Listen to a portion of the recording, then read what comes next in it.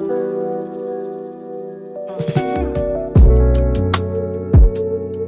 you check for me, do you check on me?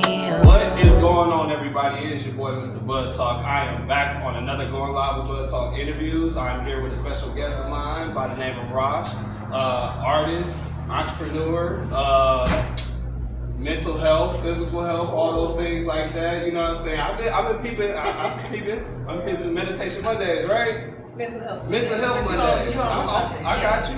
We're going to get there. Yeah. But I appreciate everybody tuning in on this interview, man. Again, shout out to Ignite Dispensary. Appreciate the sponsors. Make sure y'all tap in, get these products. They got new products out too, man. They got these cheese crackers y'all might want, might like. Make sure y'all tap in, come down here on 1550 North Water Street at Ignite Dispensary, man. And make sure you come check out with your boy, Mr.BudTawk too, man. So let's get into it, Raj. Born and raised Milwaukee, Wisconsin. Yes. Let's talk about it. Who is Rosh and what was it like growing up in Milwaukee? Who is Rosh?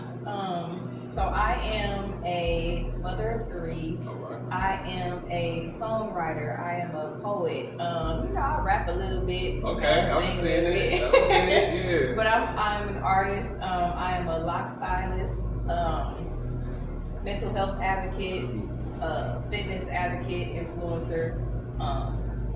That's just a little bit, bit of the resume. Okay. Now let's talk about your growing up in Milwaukee, and we're gonna kind of get into all the things that you're doing right now, and you know what I mean. But let's talk about kind of the growth and then getting into some of that. Okay, let's do it.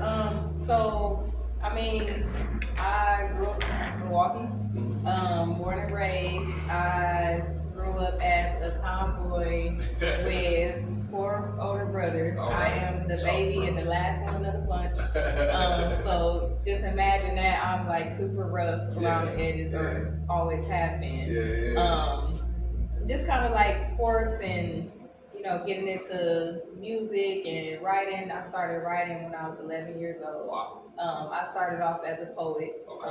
I am a word nerd, so I love to play with words. Okay. A lot. I see like the whole freestyle thing. Okay. Okay. I like to play with words. So growing up, I kind of just got into the arts and sports really. Yeah. That was my life growing up in Milwaukee. I didn't get into anything different from that. It was just always like music, arts, dance, cheerleading, sports, anything that my brothers got me into. You said, and I was kind of going to ask you, like you said, your brothers, so like how did they feed into some of those things like that? How were they pretty helpful, like you growing up and, kind of realizing who you are as a young person, Well, first of all, they are the reason why I've always been rough around the edges. Okay. Because you know how your brothers, like, they tough, they want to fight with you, they want to play with you. They used to just practice wrestling moves on me, like, I'm a girl, what are we doing here? But they used to, like, they would have a mattress, right, in the back of the house. And you know how you kid flips outside and stuff like that. So, like, of course, I had to be everywhere that they were. Yeah. So, like, you're the only girl, you got So I really just picked up like a lot of their habits because I had to be around them often. We didn't really have like girls in our family. I have girl cousins, of course, but I don't have sisters. So it's like everything they did, I wanted to do. I was influenced by them. Wrestling, all of that. Wrestling, basketball. Like we would play on the rollaway courts, cans. I'm cold at cans, by the way. I really was. We're gonna have to see some. I really like that. Okay. But they just were very influential as far as like the type of hobbies and habits that I had. Because I always had to be around her. So. And how important was that structure to like having your brothers around like that, and growing up and Milwaukee ain't the easiest place to grow up in and stuff like that. So them kind of shielding you and protecting you a little bit from some of the negatives and the different things that are out here. Like and again, like you trying to find yourself musically, sports, all that stuff like that. So kind of talk about that. Talk about how important like family and stuff is, like in the midst of growing up. Well, for one, I am a very family-oriented person. A lot of that comes from like childhood.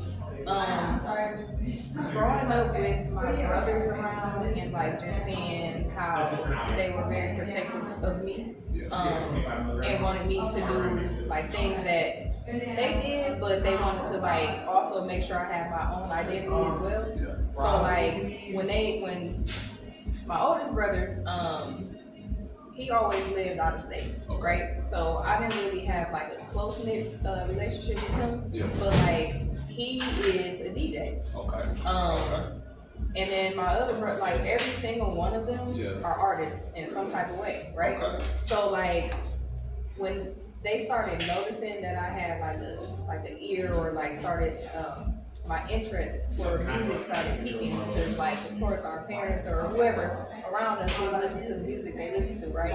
And literally it was nothing but music around us. Nothing but music. Like I said, I used to write when I was young. I would journal, all of that. They would kind of they would see that and kind of like nurture it by putting music around me, by putting like they have like their notebooks and they just leave them around and stuff like that. From like my brother that's a year older than me, he's an artist. So like he would just have like little notebooks and stuff around, and I kind of like steal one of his notebooks so I can have something to write in. But it was just little stuff like that. Like I feel like they were feeding into my interest by leaving around little pieces of them. You know what I mean? So like that little piece of candy. Yeah, exactly. That part. Yeah. That's dope though. So like let's get into like school and all that stuff. You said you started writing at 11. Like when you're getting in school, you figuring out like, did you play like instruments and stuff like that growing up, or was that a part of your life at all? What's funny is I wish I would. That's one thing I wish I would have done. Growing up is took up like instruments. The only thing I played in on that was the recorder. You remember the little plastic flute? I remember I was in elementary school and literally that's the only thing that I like took, and I don't know why I chose that, but I stopped right there. I was like, yeah, this ain't for me. But if I had a choice, I would have taken piano, violin, and oddly enough, I love the harp. Like, I wish I knew how to play the harp. You look like a harp type. And also like I love jazz music, so the saxophone is my favorite instrument. And I wish I would learn how to play that. Seriously, I was a brass and I played drums. My uncle, he played guitar. My uncle and my aunt, they used to have a band when I was growing up. And, he used to try to teach me how to play guitar, but that was just something I couldn't get around to. But let's move on though. So like writing and stuff like that. What was your inspiration? I mean, other than your brothers and stuff like that, what was like your first song or like inspiration of like music to kind of like put the bug in your ear to start writing? Was it always your brothers, or was it like some part of some musical inspiration? So my writing actually came from me journaling first, and that came from me needing a space to release my like childhood trauma. So like I started journaling because I really needed a way to an outlet to release like how I was feeling, right? And then I noticed that I'm like, sometimes I'm rhyming a little bit on this, and I ain't trying to. Like, I'm trying to say how I feel, but it's coming out in music form. And I have a really good ear for beats, right, for production and stuff. So I would just sit and listen to like the backgrounds of songs. So like, you know, you got a song playing, and then me, I might hear something that the next person who's not whose ear isn't musically trained might not hear. So like as I'm journaling, I would have like music playing in the background. Like my family all know anything that I do, everything I do throughout the day there's always music involved. I cook, I clean, I do everything with music. So when I used to journal, I used to just have like my music playing in the background, and I would be writing down my thoughts, but then as I heard like the backgrounds in the songs, that's what made me start actually turning it into music. So it really wasn't like an inspiration as far as an artist specifically or a type of sound specifically, but it was mainly just like my thoughts and then the beats that I heard and me putting it all together. Okay. So let's move on. I like what I'm hearing so far.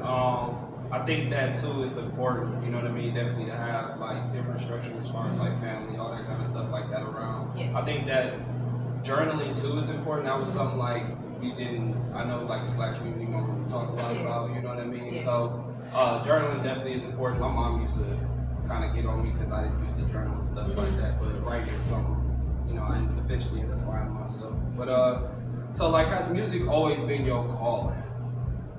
I think so. Yeah. I think so. Think so. So like, let's talk about getting into music and let's talk about older Rosh and high school days. Like we passed, you know, being 11, you know, we talking about maybe 16, 17, and like now you may be feeling a little more serious about your music and your interests and stuff. Like let's talk about the growth of being a teen and finding yourself in that way too, and finding yourself in music and, you know, just growing up here and trying to find yourself in that way.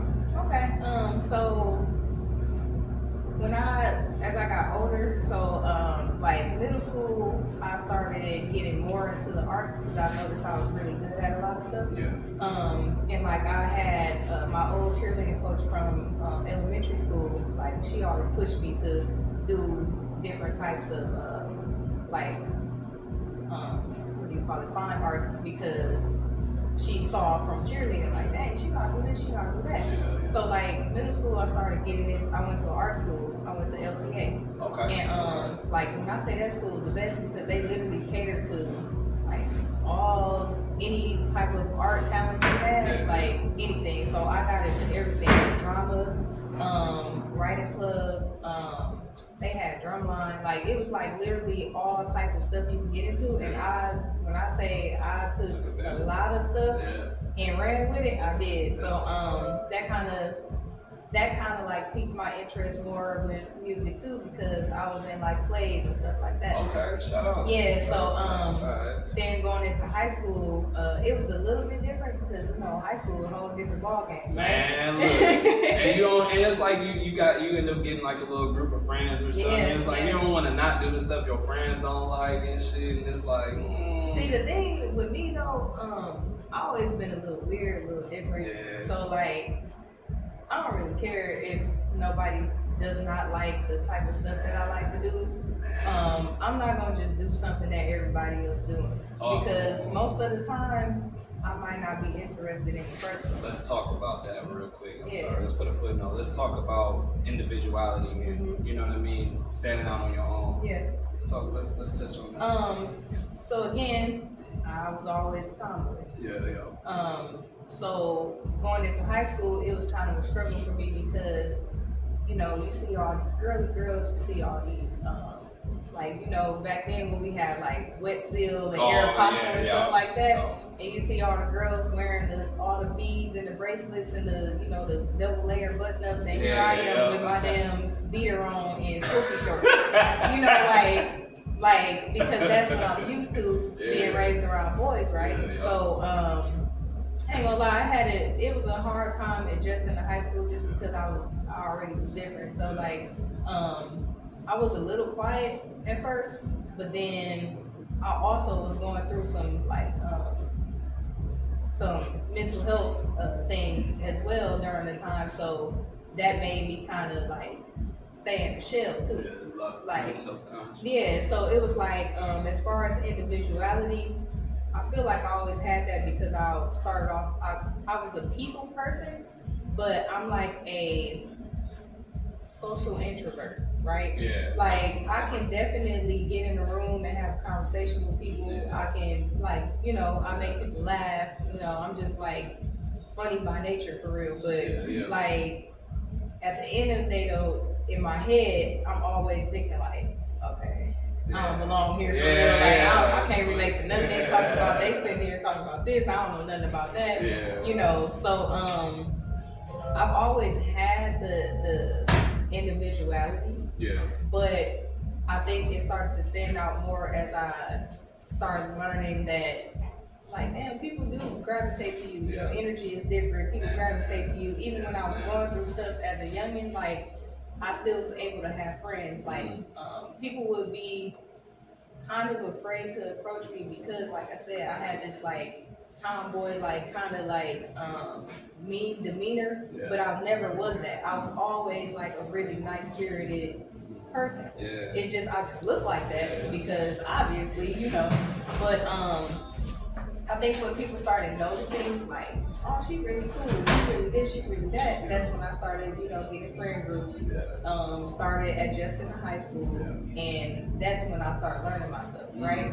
When I was learning myself, I learned, like, okay, everybody doing this right now in school, but I still like to write. I still like to do this. After school, y'all probably about to go to Mayfair or something. I'm trying to go home and listen to this new Wayne mixtape right now, you know? So put that pen to the pad. Yeah, exactly. So like it's just so funny because that's what always made me stand out from like my friends or How did that fuel you? Like, was that a fuel for you at all? Like growing up in high school and stuff like that? Like, kind of coming from, you know, not necessarily having like the biggest friend group and kind of being to yourself and stuff to, you know, eventually realizing you are who you are and people gravitate to that naturally. Like, is that a feel for you when like you were going through high school and writing and stuff like that? I ain't gonna lie, it was. It fueled me because I became like this social butterfly out of nowhere, right? Like, I love people. I love being around people. At the time, I wasn't introverted as much as I was or I am now. Like, I think that was because like I was feeling like, okay, I got this friend group, they cool, I like them, whatever, you know, this ain't bad. So like, I think that when I got around people and they started noticing like the type of talents that I had, like I used to be rapping in computer class or like beating on the tables, we sitting here making up drills and stuff. Like, that's when I started noticing like, dude, I'm really talented when it comes to these artists. That's what's up. Yeah. That's what's up. So back to music being your calling. Where was like your first, as a young artist, a young Rosh, what was like your first step out in music? What's crazy is I never really actually stepped out in music. Really? Like, I've always been known as a poet. I've never. Let's talk about that then. Yeah, I never actually exposed myself as an artist. Yeah. So like, some people knew I could rap. Yeah. Some people knew I had a little voice. Yeah. But it was everybody. Everybody that knew I was a poet didn't know that because I never put that in the forefront. Yeah.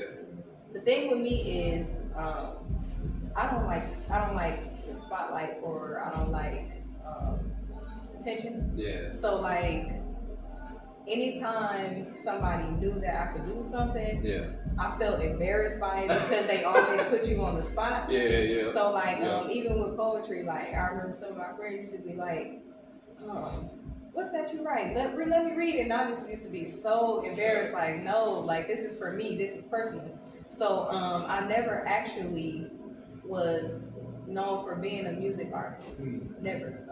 This now as an adult is the first time I've actually stepped out as an artist. All right, now we're Yeah. gonna give a round of applause for that. For sure. So let's talk about the poetry then. That's pretty dope too. Like, poetry translates a lot into music. Right. So how did your poetry free you as an artist? Man, poetry allows you to be expressive in so many ways, right? You can talk about so many different categories and like nobody has to understand it but you, right? But the good thing about it is people do understand it because the difference with poetry is you can break it down, not being on a beat. You can break it down and people hear you more. Like, I feel like with poetry, your voice is louder. So like, Your voice is almost like the beat. Exactly. So I feel like poetry kind of helped me to want to pursue music, like to start putting my words to beats, because it was like, okay, it's a pattern. Every time I say it this way, there's a pattern. It's like, now that sounded like a beat. Okay, if I put it on the beat, I'll put it on wax. Like, let me see how that sounds if I combine them together, and then boom, next thing you know, I'm like, oh, I know how to rap. Like, so like it started showing me that I really knew how to do music for real. So let's go on a little further now. So you know, let's get young adult Rosh, right? We probably 20s, you know, we left high school, all that stuff like that. Yeah. 18, 19, 20 somewhere, you know, like what was life for you at that point then, and what was your mindset? Because, you know, life is different. We grown, you know what I mean? Absolutely. You gotta make them choices like, am I gonna be this music artist at some point in my life, or am I gonna be working and, you know, doing all this other stuff, you know? Right. So let's talk about that. Let's talk about the journey then and like where you were with music and stuff at that point, or poetry and stuff at that point. So in my 20s, I'm not gonna lie, I kind of got neglected with my artistry. I did. I would do it, but it was just a hobby. It was like, okay, now I'm not trying to pursue anything. It's really just a hobby. Like, when I was in high school, middle school, I wanted to do the open mic nights. I wanted to do like showcases and stuff like that. But then in my 20s, I'm like, no, I need to figure out what I want to do with life for real at this point. You know, because I had to escape a childhood that I felt like was kind of a burden, and it was hindering me from a lot of things. Yeah. But then it's like, how can I focus on the things I actually want to do or that I need to be doing? Yeah. So that's why like music, poetry, and all that took a back seat, because I'm like, no, I need to figure out real life right now. Yeah. Like, so in my 20s, I went to college, and I just felt like it wasn't for me. Like, I knew I always was just smart as hell. Yeah. Super smart, maybe a little too smart. Yeah, right? Yeah. But just because you're smart, that doesn't mean that something has to be for you, like school. You know, like I've always been extremely, extremely brilliant, but school just was not for me. So I did that. I had my first child when I want to say I was turning 20, I think. Literally walking right into my 20s. So life was it then. Yeah, so life had changed, and when that happened, you know, your priorities come first. And at that time, poetry and everything that I liked to do was not a priority, so I just kind of neglected it. I didn't care about pursuing anything at that moment. Okay. Yeah. That's a huge change, especially. What I'm gonna get into. I got a question because I kind of like wanted to be at that point. Okay. But what brought you back though? Like what kind of sparked that back in you? Like, were you kind of like still writing a little bit off and on in between? And like you say, you have 3 kids now, so like maybe after, you know, around your second child or something like that, did it ever pick back up again, or like what was the change? What was the like, what made you feel like you wanted to get back into it? You know, it's crazy. Even though I neglected it, like, because it's in me, it never left. Yeah. So like, I always found myself like, you know, this is when like our phone started having a little notepad or an ink pad, whatever. Yeah. Like, I just catch myself in the kitchen cooking or something, and I'll be like, ooh, I like how that sounds. Where's my phone at? And just start jotting stuff down, right? And I started doing that a lot. Like, I noticed when I stopped writing and I just took like a little hiatus from poetry and stuff, I'm like, every time I try to walk away from it, I always bring myself back to it. Some way, somehow, I'm always writing something in my notepad. Or like, if I feel like overwhelmed or angry or something, I'll go back to my journal and start writing my emotions out, right? And then next thing you know, I done wrote a song. So like, it never really left. But what made me get back to like poetry and music so hard is going through harder things, right? Yeah. I think life I had always lived a hard life, but life had got harder. Yeah. And I needed an escape. Yeah. When you hit rock bottom, like you try to find your way up and out, right? That was my only way out, to express myself. That's all I know how to do. Yeah. So I think with my last baby, I was struggling to find myself again. And I think on that healing journey is when I was like, I'm going to start doing every single thing that I said I'm going to do, I want to do, that I ever wanted to do. I'm like, I don't care if it takes me till I'm 45. I'm going to do everything that I always wanted to do that I sat on. Yeah. So that's what made me start getting into entrepreneurship. That's what made me start getting into mental health advocacy, music. I was like, I'm not sitting in the shadows no more. Like, I'm scared of the spotlight, but now I'm finna go ahead and, you know, so that's what made me want to do it. Okay, so let's talk about being intentional. Like, what does being intentional mean to you behind all that stuff? You know what I mean? Like, and you telling yourself, like, I'm gonna start doing every single thing that I said I'm gonna put myself up to. You feel me? Like, how important is that to be intentional and consistent with yourself like that? To be intentional, I think that's a big part of accountability. Because when you are not intentional about what you want to do or who you want to be, you get lost very easily. And when you lose yourself, it's hard to find yourself. It's hard to find you again once you lose yourself. So like setting intentions for yourself is kind of you holding yourself accountable to be you again, to actually do the things that you said you were going to do, to stand on your goals, right? I think being intentional is what led me here. You know, for sure. Okay. For sure. Let's go. Let's go. So then let's talk about. I kind of wanted to touch on another question I have before I ask you this one, but I think I'm gonna go ahead and ask you. Like, talk about some of the goals, like obstacles and stuff as a female artist, and you know, entrepreneur. You know, you're a loctician, all these different things. Talk about some of the obstacles and stuff you have is trying to grow and be an entrepreneur and a brand. You go walk a brand. And I see you got your own. I see you got some merch and stuff out. I'm peeping. So like, we gonna trickle in a little bit of everything, but let's talk about some of the obstacles first. Okay. For one, the main obstacle I think is support. Because you know, when you're, especially as an entrepreneur, you can do everything that you want to do, right? But if you don't have support behind you, it's like you not gonna get nowhere. The richest people in the world say delegate. The most richest people in the world, they tell you to delegate.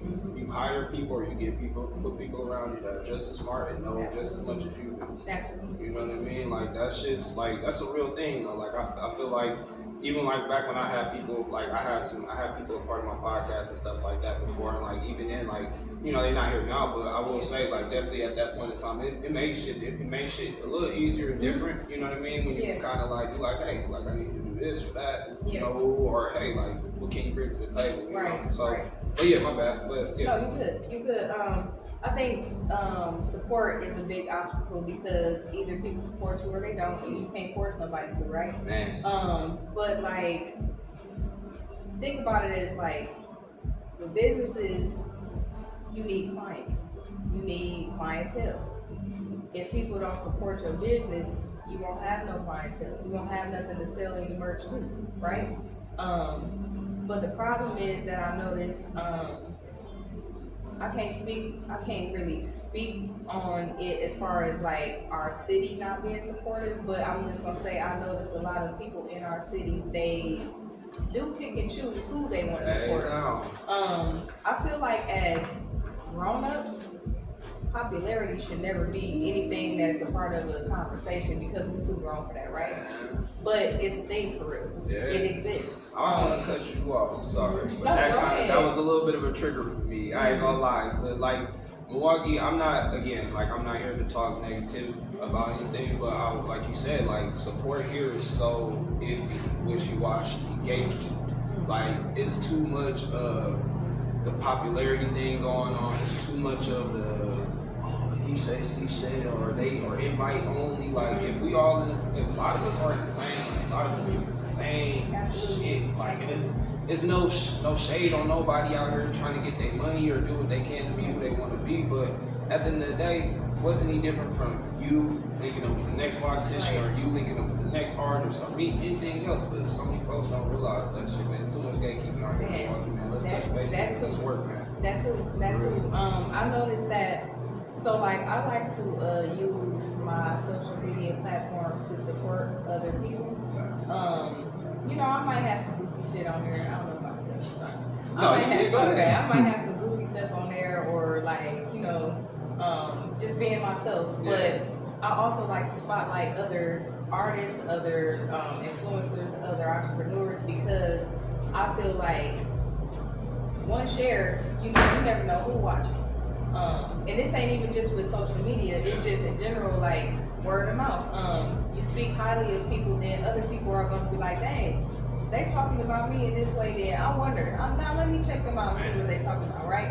And support don't cost nothing. It's free. It's super it's free. It's super. It's free 99. It's free. And it's like, I feel like if we all came together and were supportive of each other, and instead of us being in competition and start actually being, creative together and forming some type of unity, like we really will get further as artists, as just anything that you're doing, but the one thing that the one thing that I noticed is that, again, with the popularity, right? There might be somebody that's doing lots, right?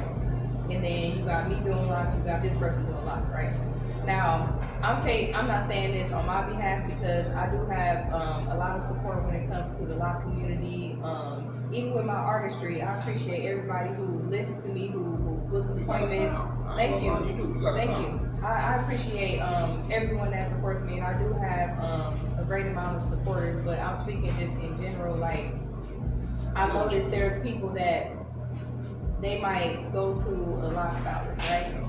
But then they see this next person that's popping, that get a lot of likes and views or whatever, and they don't go down talk to the person who's not, you know what I'm saying, and start messing with the other longtician just because they're seeing trying to get that play. Yeah, but it's like, don't down talk the next person. You know what I'm saying? Like, don't stop their grind, don't stop their hustle. Don't do that.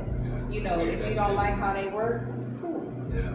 You don't gotta do all that though. But being supportive of them because you know that they do the same thing as this person, like, there's nothing wrong with that. Yeah. I think what I notice a lot of people have a problem with is everybody always want to be first.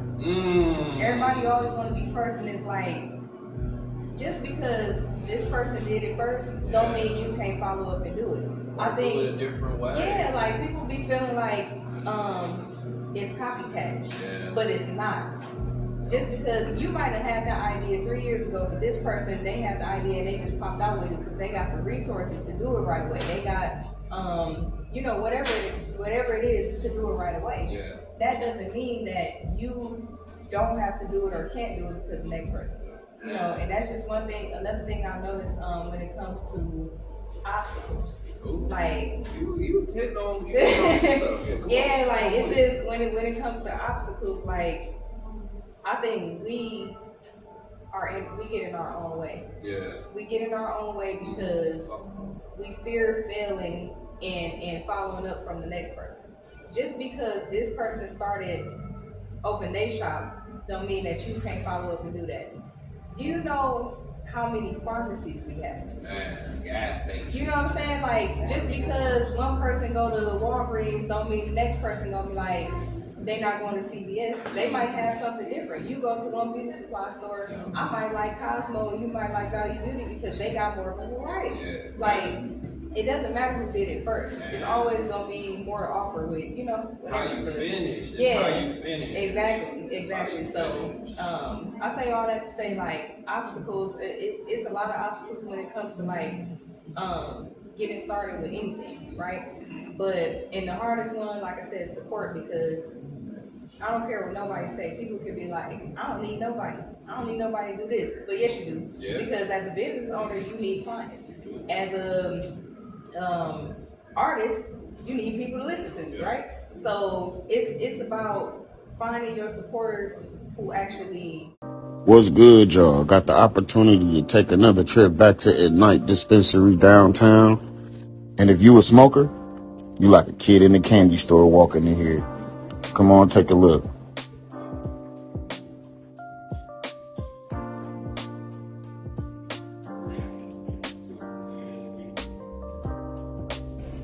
I wanted to give y'all a 360 of the place because this place is just absolutely beautiful to me. The setup, customer service, the smell, everything. It's just beautiful.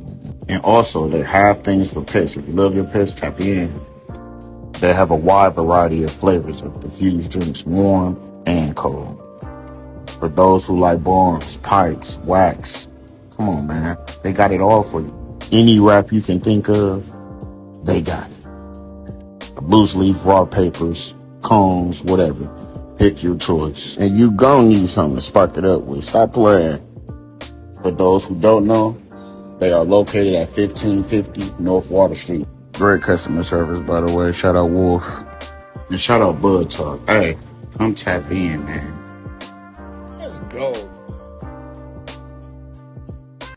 Mess with you. Yeah. You know what I'm saying? Like, stop trying to go to people who you know they don't listen to that sound, but you want to convince them. I call them my network family. There you go. I appreciate y'all, There you network go. family. Mm-hmm. All y'all out there in TV land and social media.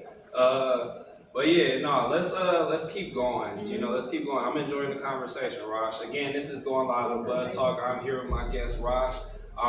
Born and raised Milwaukee, Wisconsin, man. We talking real good. So let's keep going. Like, let's talk about what is growth as an artist and like feel like for you, to look like for you. Like, you know what I mean? Like, you're at the point where you are with your music and stuff like that. Your brands and your business and stuff. Like, what does growth in your fields and your lanes look and feel like for you? That's a great question. Growth looks like me starting out at the bottom and slowly seeing that I'm rising. Growth looks like having 0 supporters to 100. Yeah. Growth looks like starting off hoping that people even look at your work, and now you fully booked. You know what I mean? Hey, like now. growth looks like Amen. you being able to see that you are making progress. And for me as an artist, I'm seeing that. Yep. I'm seeing that because, like, I started off. First of all, I didn't even want to be an artist. But we can get into that. Hey. I didn't even want to be an artist, but in order for my pen to be heard, because I'm a poet, a songwriter. I just want to write songs and poems, right? I really want to just be a ghostwriter and be in the background, but because nobody's going to hear that, you know, if I don't have an artist to do it for me, I got to be the artist. I got to be the one to do it. So that's why I became You write something for me, I got you. I got you. But like I started noticing that when I first started off, right, I was going to the studio, doing what I, making my songs. Like, okay, it's cool. I just want to do this little project, and then that's it. See, that's it. Just so people can hear me. But then when people started actually listening, and I'm seeing like streams and stuff like that, I'm like, You're not bad. I do a little something. But when I started noticing streams and people coming to me like, I didn't know that you did this, and it's like, I mess with it, keep going, whatever. That's growth for me. Yeah. Because it's like, wow, I wasn't expecting that from actually doing this. And then next single come out, and now you got people actually watching and listening. And I don't know, I'm just, as I drop more music, I start to notice I'm getting more supporters. And I'm like, that's dope, that's growth. Okay. Yeah. Okay. Yeah. So let's describe your sound. You Okay. seem to have like you said, you got a few different flows. Yeah.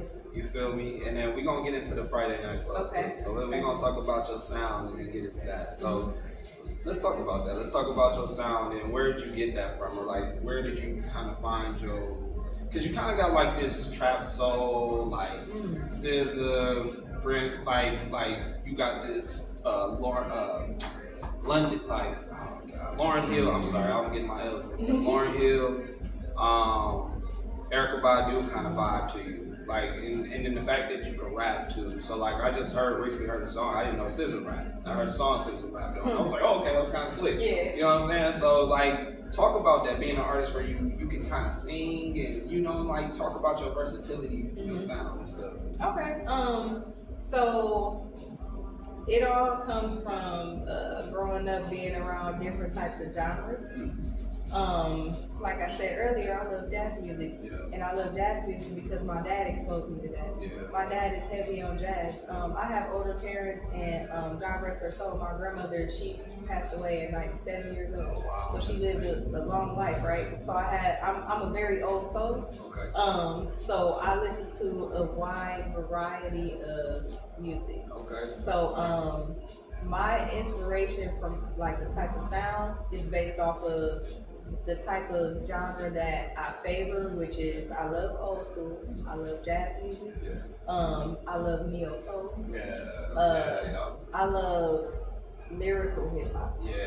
So and not to say that like the swaggy stuff, I love the swaggy stuff too, but don't nothing hit like the lyrical, you know, hip hop, especially as a writer.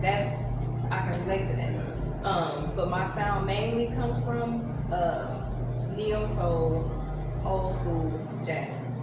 Okay.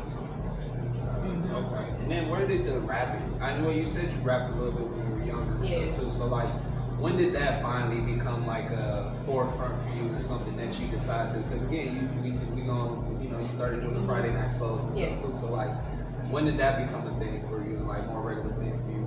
What's crazy is I didn't know that I could rap for real until I think I was like 14, like getting ready to go into high school. I've always been a big rap fan, even though I love old school and like the R&B and all that stuff. I love rap music because of my brothers.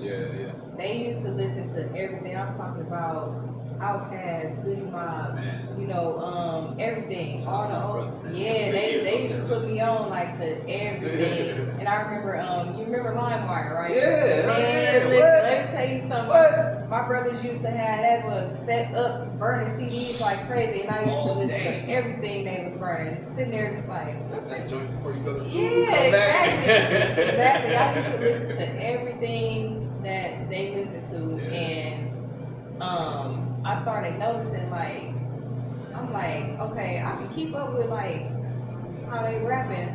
I'm like, man, let me see how it goes if I put my own stuff to it, my own rhymes to it. And then that's when I noticed I had a little flow. Like I wasn't that good with like my delivery and stuff, but it took me a long time. Like even still to this day, I be having to practice my delivery on things because I never really was good with that. But I just knew I can write, I can rhyme, I can put it together, I can put a song together. But you know, it's different when as a rapper. That's why like a lot of people are ghostwriters because they good, they cold at putting words together, but they don't have that sound or they don't know how to say it. You know, so like with that, I started just playing around like, man, I know how to freestyle, I know how to do what they doing. Listening to Wayne, I'm like, that was cold, but if I say it like this, and that's how I knew how to rap, because I'm like, dude, I don't know, I could put this together like this. And then I think the first person ever, I'm trying to remember who was the first person to ever find out I knew how to rap.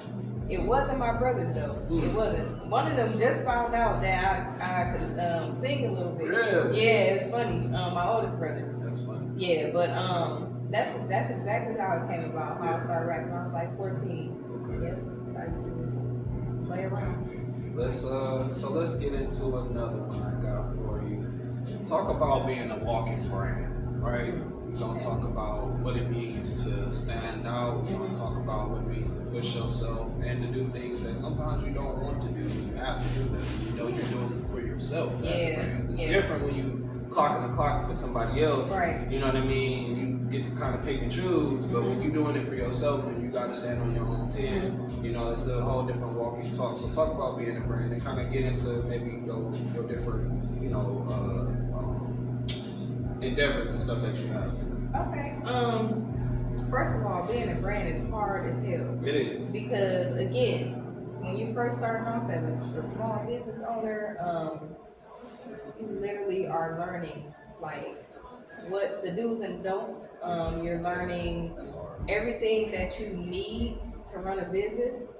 And then that's when you learn that you don't know about everything. That's just like, it's so much stuff that you need to know. But building a brand it has its ups and its downs. Because you gotta always be financially responsible. You have to like inventory. You gotta know what you need. You gotta know how much of it. You gotta know is this good for marketing? It's so much to it. And like when you're doing it by yourself without a team, like that's even harder because now you got all these different hats to wear, and it's stressful because it's easy for you to miss a step when you don't have an extra hand, right? But like for me, as far as endeavors, I'm a lock stylist, and so I do that. And then I also have my own natural hair care product. I've seen that too. Yeah, so I have lock oil. Okay. I have lock spray. I mean, we'll talk about that. I thought that is. We'll talk about that. But I have lock spray and lock oil. I haven't made it to shampoos and stuff yet because You looking at up? the end of the day, with hair care products, you have to be careful because it's a scientific method that goes with all of this. So you can't just be mixing stuff and putting stuff in people's head. You know, it took me a long time to try to perfect my oil and my spray. It took me a How long time. long did it take you to kind of get that stuff?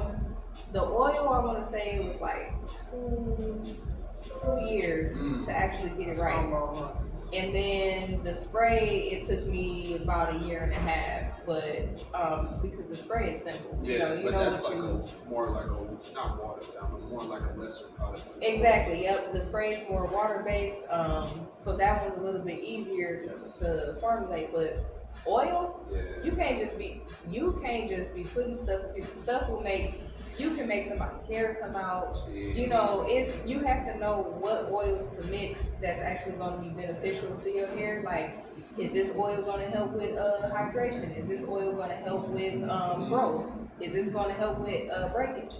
So, like, you got to be able to understand the scientific side of it. So, like, that right there was a thing in itself. Did you have to do a lot of homework on how to know how to blend? I did, yes, because again, you could just mix some shit and it ain't gonna come out how you think it's gonna come out. You have to really know. For real. Like, you have to really know how to measure it and all of that. So, like I have those 2 products. I haven't played around with anything else yet. I made body oils, but that was kind of just something I was like, okay, let me get. But so I have the hair care products. I do limited edition merch. So like, So I actually got my sister here behind the camera who is wearing some of my merch today.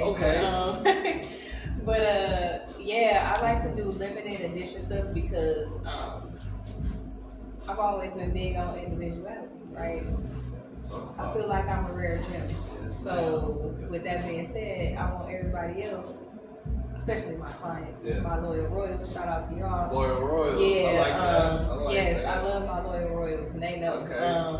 But I like them to be different as well, so that's why I do limited edition merch. Like I never get the same thing twice. So if I have a batch of something, you're not getting it again. And I want to give a shout out too to my guy Stitch Saint. He is behind all of the customs that I have for all my merch. I'm wondering that too. Man, when I say dude so cold with that machine, shout out Stitch, man. Hey, man. Cold with that machine. When I say all of my merch has sold out, like I sold out so fast. That burgundy sweater was nice. Thank you. The sweaters especially sold out so fast because it's this patch. Like he just perfected that patch so good.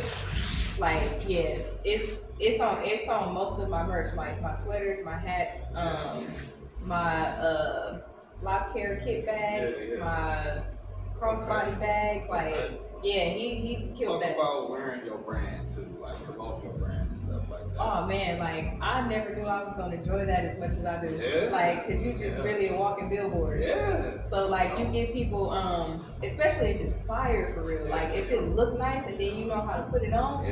Oh my god, man, what I'm talking about? I have this custom jacket he made me with my face on it, right? And now it's not on there like what is it called? The screen printed. It ain't screen printed. He stitched it. Yes, stitched it. Yes. So yeah, no. When I say King don't play, like yeah. But shout out to Stitch, man. yeah, shout out to Stitch. But I had that jacket on, and I had like a dad hat that he made too, and I went to Target. And you know, Target real quiet and peaceful. Yeah. But this lady, she walked past. I'll never forget because she had got my business card and everything. She ain't even got locks, but she had got my business card. I gave her his information, all that. She like, "Is that you on the back of your jacket?" I'm like, "Yeah, that's me." She's like, "That's nice. Yeah. That's really nice." And she said, "Now, for you to have your name, I think that's your name, and your picture, what do you do?" Boom. Right there. Now I'm about to give you my whole spiel and tell you what exactly. Walking market. Exactly. You know? Yep. So that's why like it's important if you have a brand Yeah. and you are able to wear it. Yeah, put that shit on. Put it on because That I'm shit telling on. you, people gonna ask questions. Hey, people man, are gonna be like, we gonna get there, BudTawk. yeah, you know what I'm saying? We gonna get there. Yes, people gonna ask questions. They gonna be like, especially if it look nice, they gonna ask you like, oh, what's that? Who made that, or what does this represent? And then that's when you get the marketing, business, and whatever else you got going on. So, I like wearing my brand. Yeah, it's not like on no. Some people will think like that's cocky or that's like. You know, you're supposed to do. Yeah, but you know, because some people do be conceited like that, like. Look, now then you can eat it. How about that? You know, eat one. yeah. But me, it's for business purposes. So like, I don't mind wearing my face on the back of my jacket if you're gonna ask me what it's about. Yeah. You know. Yeah. All right, y'all. We getting closer and closer to the end, Rosh. Again, this is going live with BudTawk with your boy, Mr.BudTawk, and my guest, Rosh. Make sure y'all tap into her music on Apple Music. Yes. She got videos and music on YouTube. Yes. She's a loctician. Make sure y'all book with her too. Make sure y'all get them oils and stuff too. I wish she would have brought something with you. You know what I'm saying? I'm sold out. So she sold out. She sold out. So out. make sure y'all Yeah. book then. Make sure you book so then that way she can use the oil in that chair. You feel me? Yeah. But yeah, man, I appreciate you coming through. I do appreciate you making time and stuff. I appreciate you being able to make this happen with us too. So, but I got a set of questions I call my key questions. I'm not gonna do my stoner questions for you because you're not a stoner. Right. But I'm gonna do my key questions for you too. I got like 2 more regular questions I'm gonna ask you, and then I Okay. got some key questions I'm gonna Let's ask do you. it. All right, say less. So let's talk about what has been feeding your grind and ambition. What has been feeding you? That's a great question. What's been feeding me is, it might sound cliche. I want to give my kids a childhood that I didn't have. I don't ever want my kids to see struggles. I don't ever want them to see poverty, nothing like that. I want them to always know, like, yeah, mama had us. So my kids literally is the reason why I grind the way I do, why I always go after my dreams and my goals, because I would want them to do that. I would have wanted somebody when I was younger to push me that way. Unfortunately, I didn't have that as much as I should have, but I bet you my kids do. Man, talk about it. Shout out to all the ambitious moms and stuff out there, man, pushing yourselves hard and grinding hard for y'all kids and stuff too, man. It's bullshit. I asked you that one.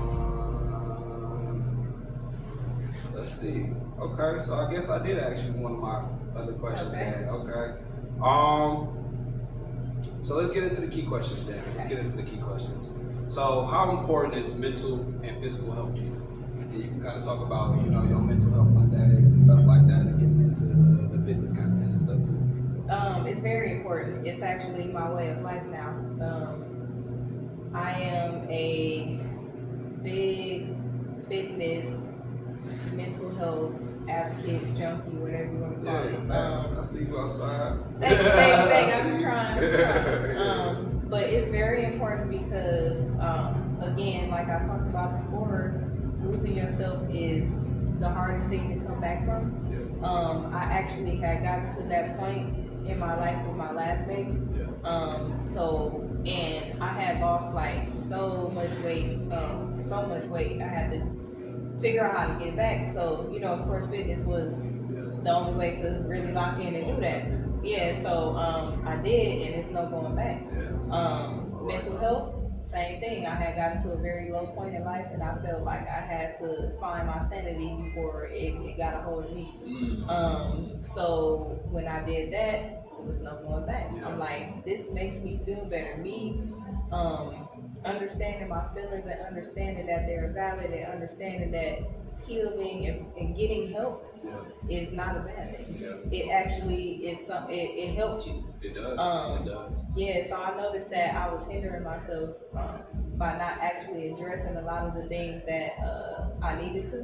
And when I got into mental health awareness and therapy and all that stuff, I was like, you know what? If I can do it, I would really want to encourage other people to really lock in and get in tune with their spirit. Because that is we are definitely in the spiritual warfare. Like, we definitely are. There's a lot of people who are losing their minds, who are, you know, harming themselves because they just can't get a hold of their sanity. And most of it is because they don't know how to. They don't know where to start, or they already lost themselves.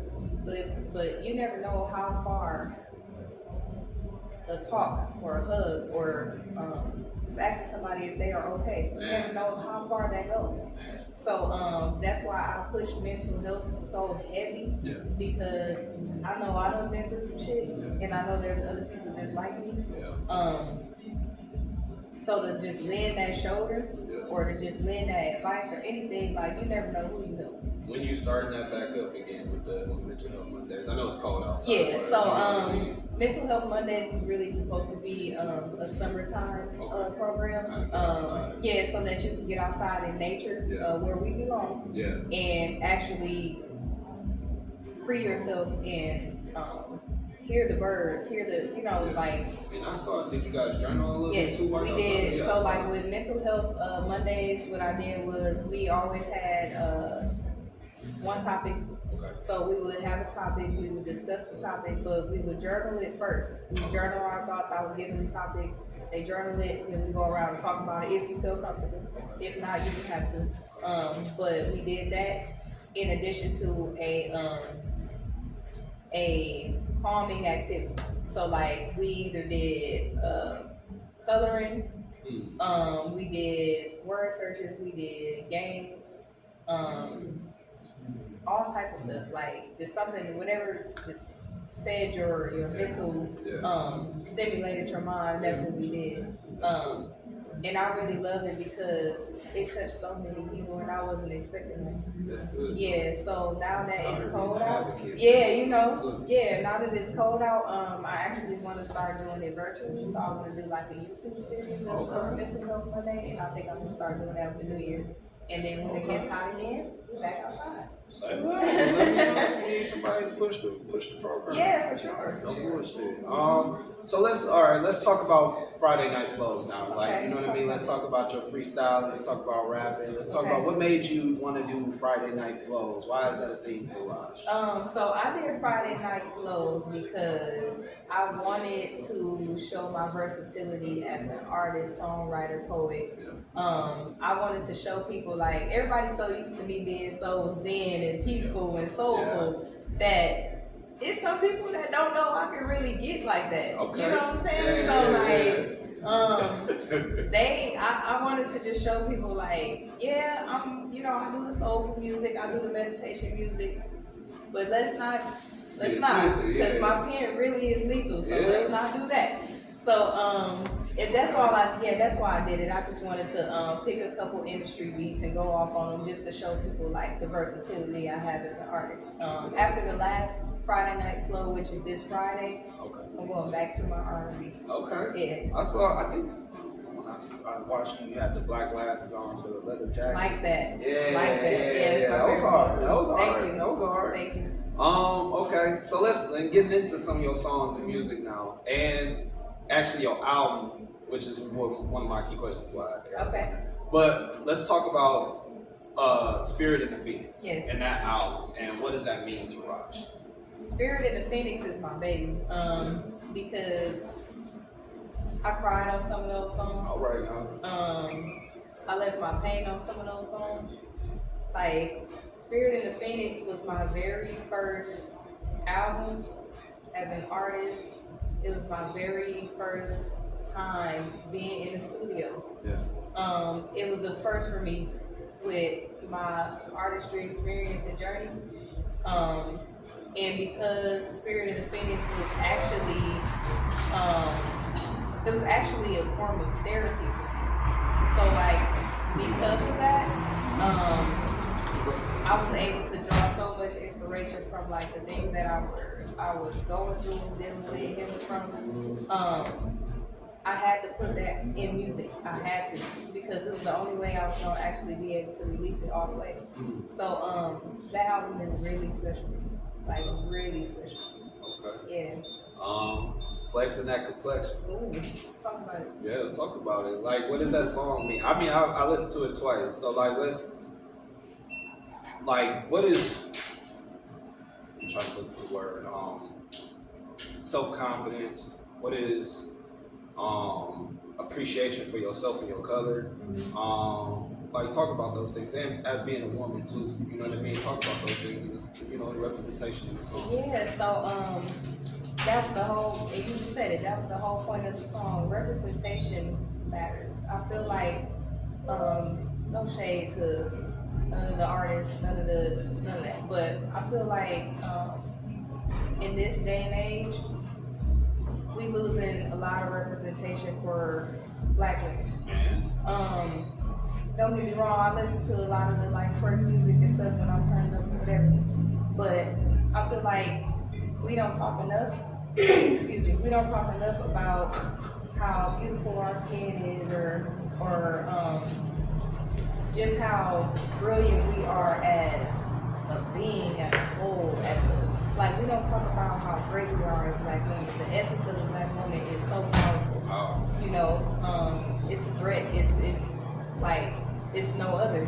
We're really one of a kind, and I feel like we like that. I ain't gonna lie, it is. It's a game changer. When you get the right type of, you know, Black woman around you, definitely do some things For sure. Yep. So I feel like because we were kind of lacking the representation of the powerful, positive part of being a Black woman, that I wanted to kind of highlight that in the song. I'm really big on mantras. Okay. So I feel like it's important to be able to tell yourself and reassure yourself, and, you know, understand that you are what you say you are. You know, words are very powerful. You speak everything into existence. So if you're telling yourself like, oh, I'm a ratchet ass, that's what you're gonna be. If you're telling your little Black girl you're a beautiful princess and you're gonna grow up to be a queen, that's what she gonna be. So I feel like that song was so necessary for me to make, just because like a lot of us we fail to realize who we are and what we are. So I was like, nah, let me go ahead and tell you, you're even flex that complexion, because it's everything. Like, it's a glow with us. Okay. Yeah. All right now. Okay, so, and then I got 3 songs I actually picked that I like of my own. I got The Strong Friend, Run Into Reality, and Crown the King. Okay. Alright, so talk about Strong Friend. And I super relate to that. So like, talk about The Strong Friend song. I love that song actually. That was a good song. Thank you. So Sincerely, The Strong Friend is one of my favorite songs I ever did. Yep. That song is a mental health awareness song. That song was based off of the fact that sometimes I get tired of being the go-to. I feel like a lot of times people don't realize that they take all of your energy and they don't reciprocate, you know, what they want from you in exchange. Sincerely, The Strong Friend talks about how you should be more conscious of what you do to people, how you like, you really need to be more considerate of others and how your strong friend, sometimes they get weak too. You can't always come to your strong friend for everything and then expect them never to break down or expect them never to need anyone or anybody, or anything I should say, just because they're strong. So that's what that song's about. It's really just like saying, hey, I get it. I'm strong. You look to me for everything, but I need somebody too. So yeah, I love that song. Run into reality. Woo. We're just gonna run through them real quick. Run into reality. That one is about the facade of the internet, social media, images, basically every falsehood. Run into reality is me speaking on things that I see daily that we don't realize is breaking us down, that we do, and that we need to be a little bit more in tune with reality because this is not real.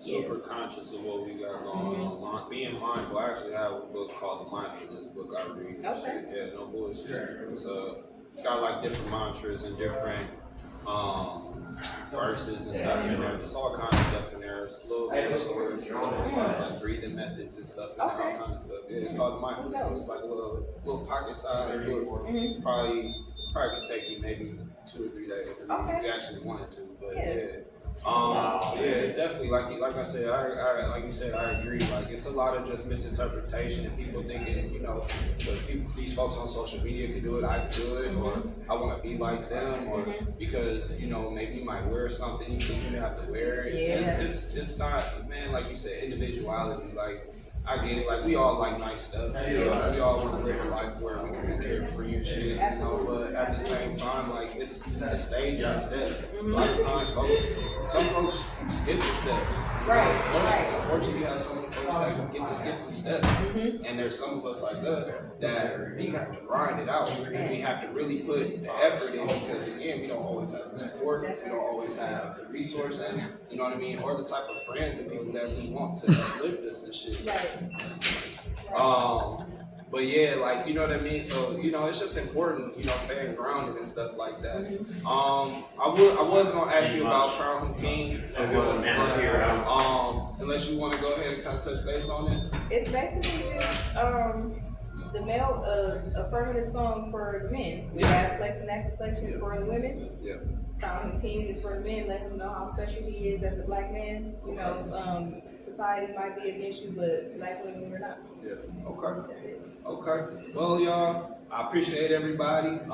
This is another, again, going live with BudTawk interview with your host, Mr.BudTawk, special guest Rosh. Thank you. Rosh, if you have any last words or anything, important you might want to tell the people, something to look out for, or if you might have something kind or nice to say for the people to, relate to or something, let the people know, let them know where they can find you at too. I just want to thank everyone who has supported me through my journeys. I say journeys in plural because I'm going through so many different phases in life and there's so many people walking with me, and I just appreciate that. I can be found on social media. Facebook is Rosh, Rosh Williams. Instagram is Royal Highness Rosh, Royal Highness _ Rosh, ROSH. I'm on TikTok, YouTube. You can find me everywhere. All right. Make sure y'all tap in, man. Like, follow, and subscribe. All things BudTawk Podcast. Again, I appreciate my guest Rosh for touching base with us here in the Night Dispensary, man. Make sure y'all get these products. Make sure y'all follow and subscribe. It's your boy, Mr.BudTawk, with the BudTawk Podcast. Y'all have a good day, man. Thank you.